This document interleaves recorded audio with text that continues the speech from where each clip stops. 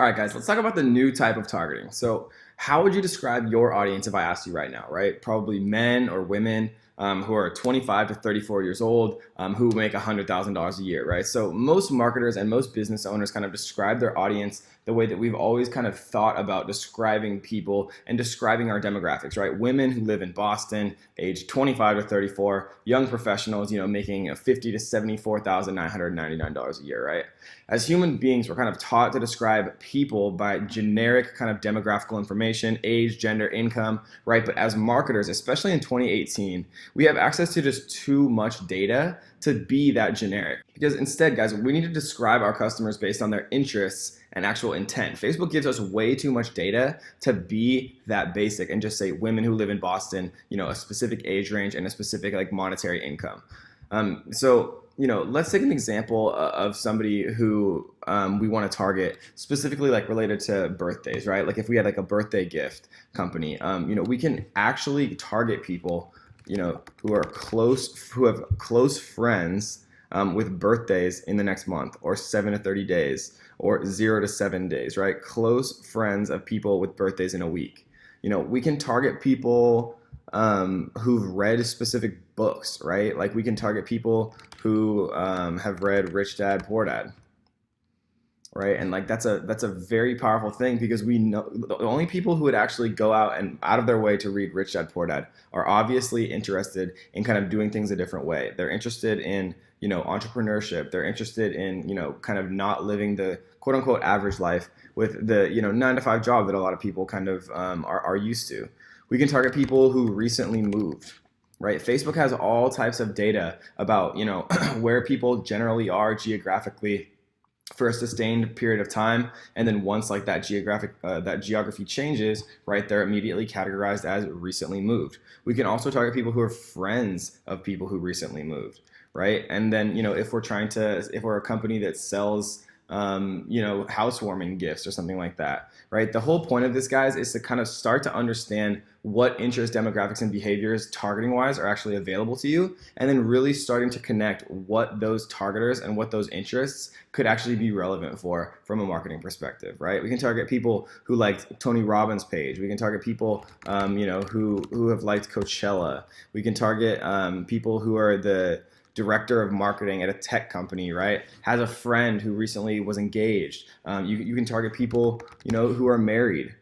You can then target people who are married and also who are parents of kids aged, 7 to age 13 to 18. Like how amazingly targeted is this for specific demographics, right? Like if you own like a karate gym and like parents are trying to, get activities for their children to do, and maybe you're only targeting people who are married, and then you're only targeting people who are married and parents with teenagers, and then you're only targeting people who are married and parents of teenagers and who have shown interest in karate or fitness, right? Like you can really get so much more targeted than just like kind of the generic way that marketers used to think, because Facebook has so much data now that you can utilize that. But we have to get in the mindset of kind of understanding what is available and then how you can actually use that and cater it specifically to your business.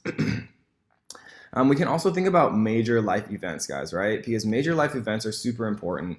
If people have job changes, that they're looking for specific things. If people have a job change and they recently moved, maybe they're in the market for real estate, right? And so if you're like a real estate agent, kind of starting to get into the mindset of who would be looking for a house? Somebody who recently moved, now lives in, Dallas, Texas, recently had a job change, right? Maybe the birth of a child, so they need like an additional room in their house, right? Instead of just having an apartment building, now they're looking for maybe like a 3-bedroom to, raise a kid or something like that. Everything has an importance, right? And understanding and kind of figuring out how those things play together and how it all pieces together to target your advertisement and only show your advertisement to the perfect people is going to pay off such huge dividends, right? Like we've said 100 times during this course, and I know I keep saying it, but it's so important. You'll figure out the perfect ad by split testing, but you're shot in the dark. Understanding like what kind of total interests are available to you up front is the way that you really kind of get your foot in the door. Creating the best, kind of most targeted ad with the most creativity, right? That is how you kind of get those initial tests to also be profitable. So if you can break even or even profit on your very first advertisements, then you're already doing such a huge service to yourself, because the profit and the huge amount of profits from Facebook ads come from the split tests and the narrowers and the iterations, and then obviously the retargeting, right? So 5 minutes in an old book reveals that most of what is being sold today as new insights into human behavior is merely the rediscovery of knowledge and that we have had for centuries, right, guys? Advertising is nothing new. It's repurposing the same information, reformatting the same information in different ways, and it has been for years, literally hundreds of years. And to succeed, guys, all you have to do is the following: craft an appealing offer, right? Articulate the benefits in the form of how your customers will feel using your product or service. And then in different ways, you just to appeal to different types of humans. And then you have to put those messages in front of the right people and test.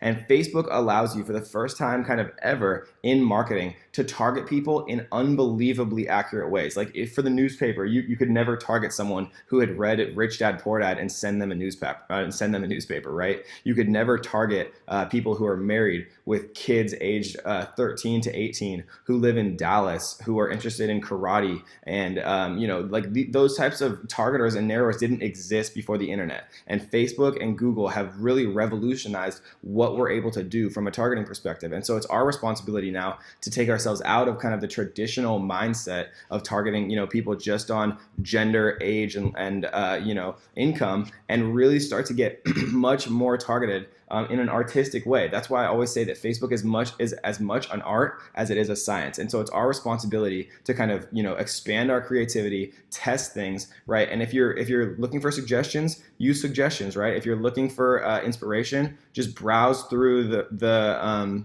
demographics, interests, and behaviors, right? We went through all of these guys, and we did that for a reason. It's not because I love doing it. It's because it's extremely important understanding what is available to you. Because if you don't know what your tools are, then you can't possibly use them in the most efficient and intelligent way. So I hope you guys enjoyed that one, and let's get to the next.